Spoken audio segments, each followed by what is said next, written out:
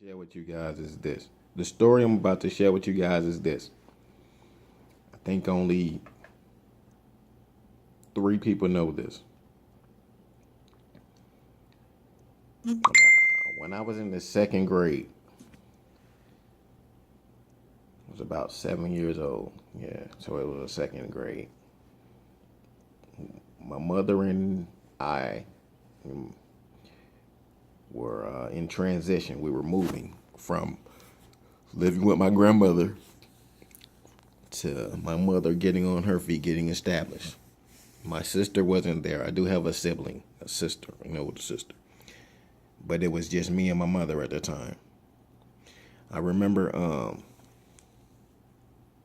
she didn't tell me exactly where we was going, but what she did was we got on a bus and we got rode the bus and got off in front of this strange building. When when we got off the bus, she walked up to the building with me. She didn't go inside.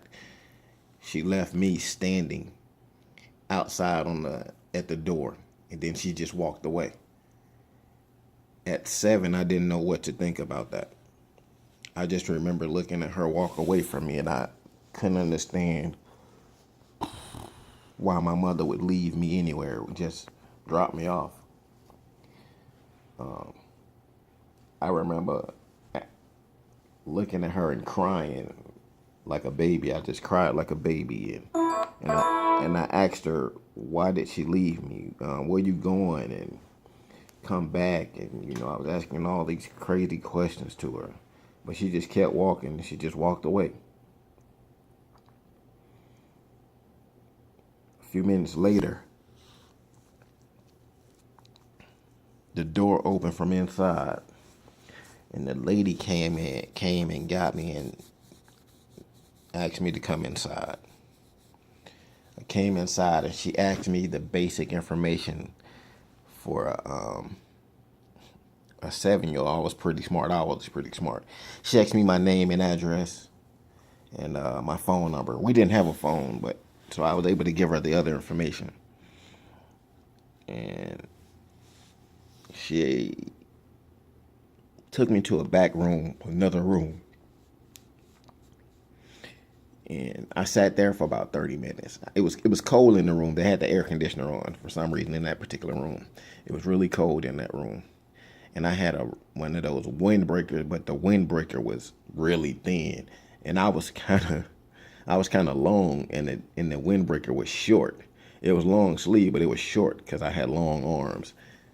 That was just a part of my life, I guess. I had outgrew the jacket pretty much. So I'm sitting there freezing, zipped up tight, crying still. And a few minutes later, in about 30 minutes from freezing, there's a kid. He was just a tad bit older than I was. He came in. I won't say his name, but I remember he took me to they had a little kitchen set next to the game room. He took me to the kitchen and he got me something to eat because I was hungry. And they told me everything was gonna be all right. And I stopped crying at that moment when I walked outside of that room and I seen the game room and the basketball court and the gym and all these other kids. I stopped crying and went to the kitchen and we got something to eat. Then he just showed me around the entire place. That place happened to be the boys club. It wasn't the boys and girls club at the time. It was the boys club.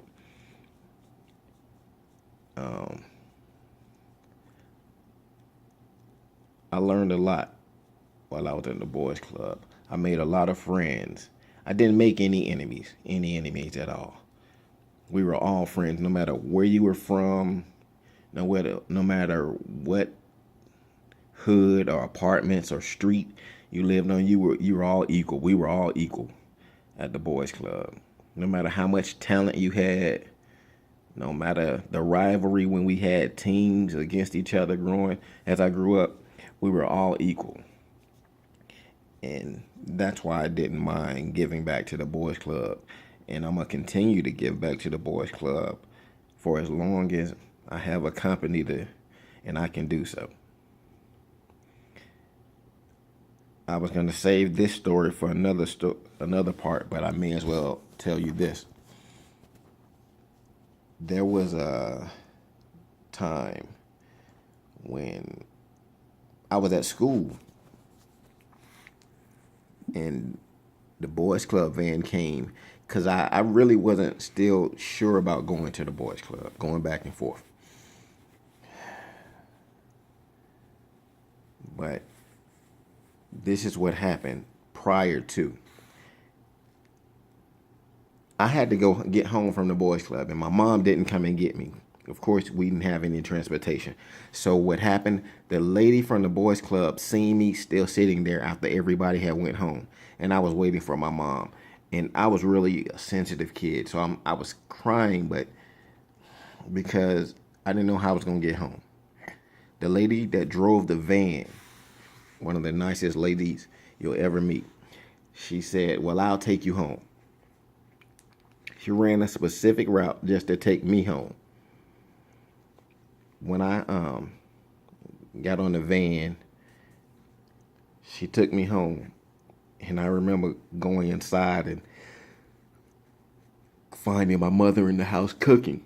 And the only thing I could think of is, I can't believe that my mother forgot me. She left me at the boys club. She didn't consider to come pick me up or find a way for me to get home. Maybe she knew that the people from the boys club would get me home. I stayed at the boys club from age 7 to age 14 or 15. In that time, I got other kids off the street and into the boys club. All the guys that I considered that were my friends at the time, I got them to start going to the boys club so we could all hang together and participate in events and learn things like team building. And we went on trips, but the most important thing was we learned how to associate with other people and not just people in our immediate surroundings. We got to know those people in other areas of the city. That's what the boys club did for me and for them. Had it not been for the boys club, I think I may have went down the wrong road. Even though some people still go down the wrong road, I think I may have went down the wrong road as well. But thanks to the boys club, I didn't. And I appreciate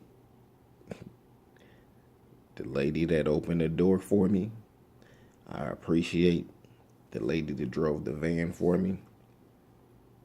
I also appreciate my mom for dropping me off at that boys club and changing my life. Because without them, there would be no me. TheKidCarter.com. I'm out.